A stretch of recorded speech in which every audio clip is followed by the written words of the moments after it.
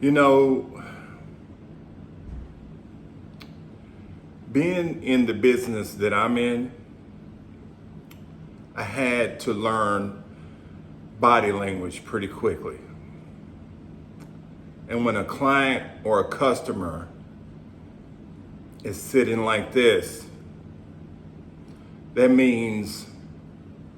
means that I have yet to earn his trust, which means he's not engaged all the way. Okay, he doesn't trust me. And that's us, Cowboy fans, with our Dallas Cowboys. Now, when I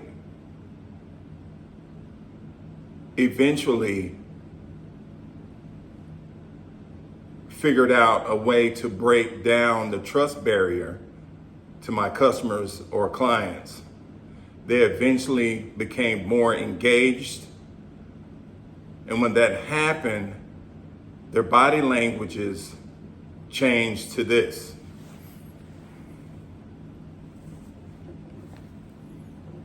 Okay?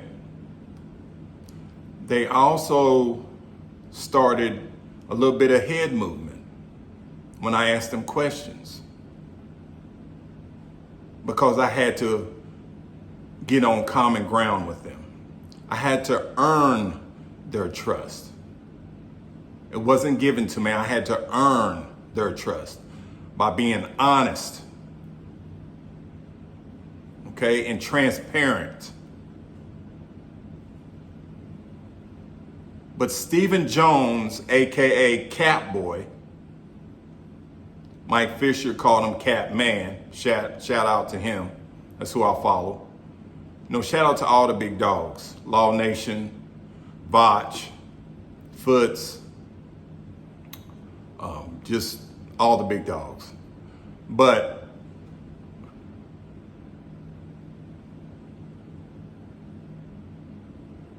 we just, as Cowboy fans, don't trust the Joneses anymore.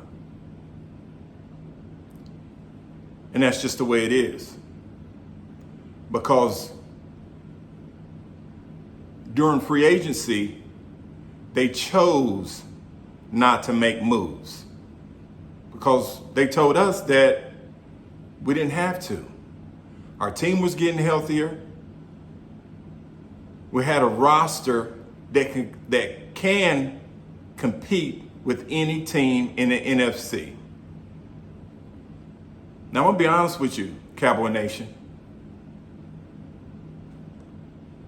And again, welcome to YDG Cowboys. I want to thank you guys for, I know I've been off a day or two, but I'm back. I had to watch this game. I haven't rewatched it yet, but I'll just give you my assessment that I've gained from it.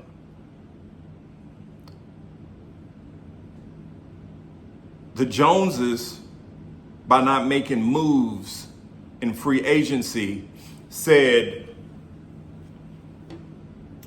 that our team could play with any NFC team in the league. I mean, we can just, from top to bottom, we can compete. So we didn't have to make moves. But yet and still, in the red zone, we couldn't run the ball. We decided to pass, and it resulted in a false start. It resulted in a holding call. It resulted in a delayed game.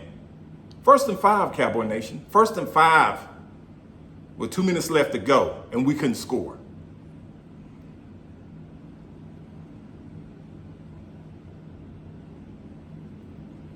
Now, Michael Parsons, one of your best players on the team, went on his podcast and said that the Eagles from top to bottom had the best roster. He said that. We didn't say it, he did. Me playing sports, you can try to out scheme anybody you can. But talent always rises above scheme. Unless you're flawless. You have to be almost flawless, cannot have any type of mistakes in order to win the game.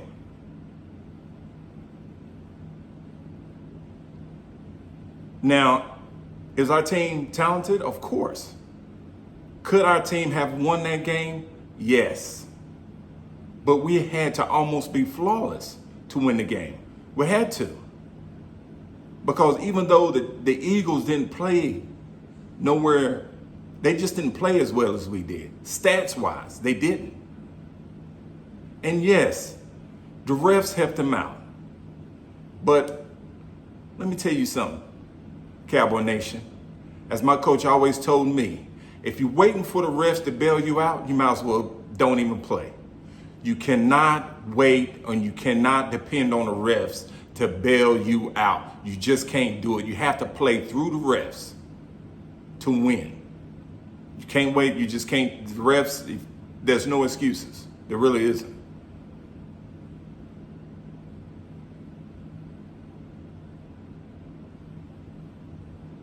So let's dive into this recap, shall we? All right, Cowboys versus Eagles. Again, Dak Prescott was amazing.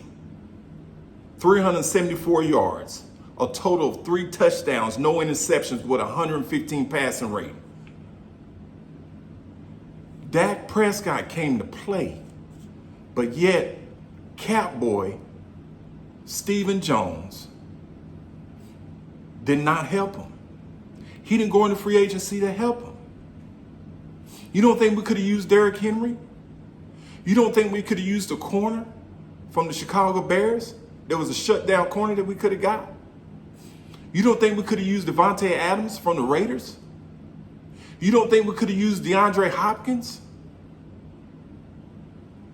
All these players we could have got for a measly 3rd or 4th round in trade.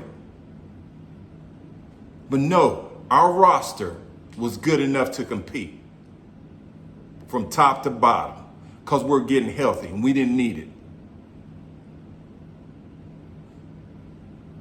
Do I think our team is talented? Yes. Do I think our team can go deep in the playoffs? Yes. But we just like that curl. Now, ladies, I'm going to talk to you. We just like that curl that doesn't always, it just doesn't curl all the way.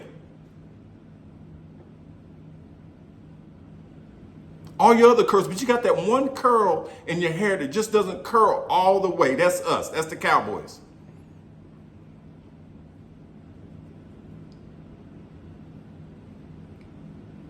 Let's move on. He outplayed Jalen Hurts. So Dak has been destroying every quarterback that he's come up against. Jalen Hurts, 207 yards, 2 touchdowns, 0 interceptions. 207 yards. And they still won. But you know what our problem was? The run game. Tony Pollard, 12 attempts, 51 yards. Rico Dowdle, 2 attempts, 8 yards. How we expect to go deep if we can't even help our quarterback? The Eagles put all kind of talent around Jalen Hurts, but we can't do that. They had the best offensive line in football. Do y'all agree? Yes. They have the best defensive line in football. Do y'all agree? Yes. Now, granted, we have the most takeaways because our defense is still strong, top 3 in the league. But we just need to add a few more players. And Stephen Jones, I know it's not Jerry, because if it was Wildcat Jerry, back in the day, Jerry Jones would have already added 2 more players. So I know it's his son. But let's move on. Let's talk about the elephant in the room. Terrence Steele. Now, I kind of blame this on Mike McCarthy because I don't know what Mike McCarthy was doing. He should have put a tight end over there to help Chip from Josh Sweat coming off the side on the edge over there with 8 pressures. Terrence Steele had 8 pressures against Dak and 1 crucial late quarter sack that hurt us in the game. So Terrence Steele, his stock is way down. I don't know if he's still hurt from the surgery or if he came back too soon.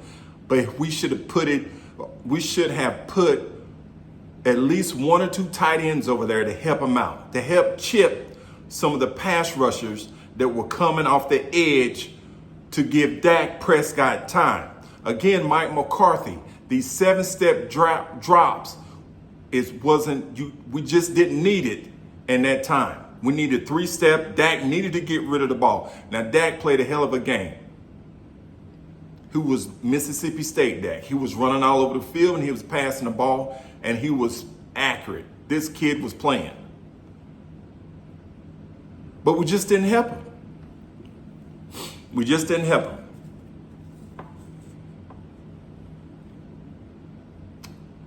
And I'm also going to give Tyler Smith,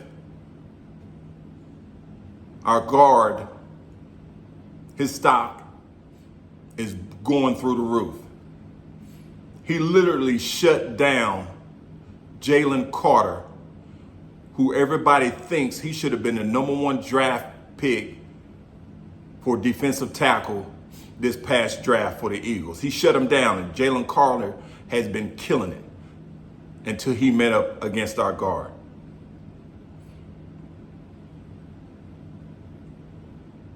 But going back to Terrence Steele,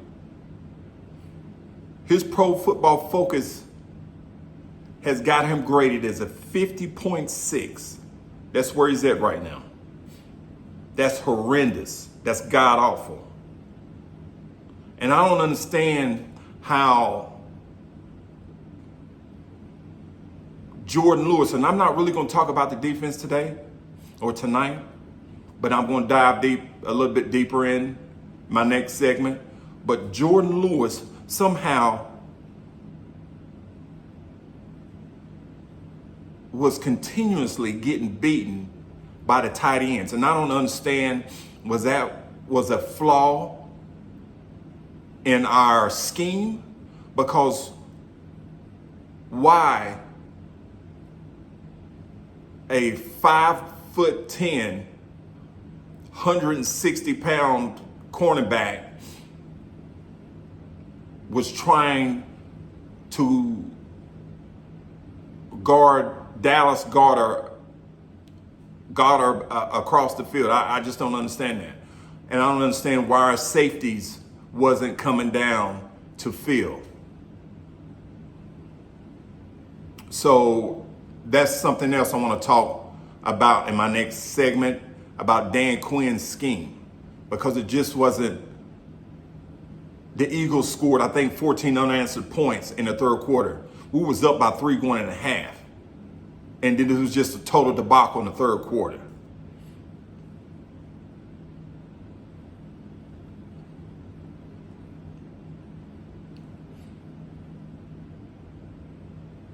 So unless we figure out how to get these 1 or 2 players, like every Cowboy fan has been saying for the last 8 weeks, we're going to be just like that curl that doesn't curl all the way over. And ladies, you know what I'm talking about. Cowboy Nation, stand up. YDG, stand up. And the only way we can continue to add pressure to Jerry Jones and Stephen Jones is by liking, sharing, and subscribing.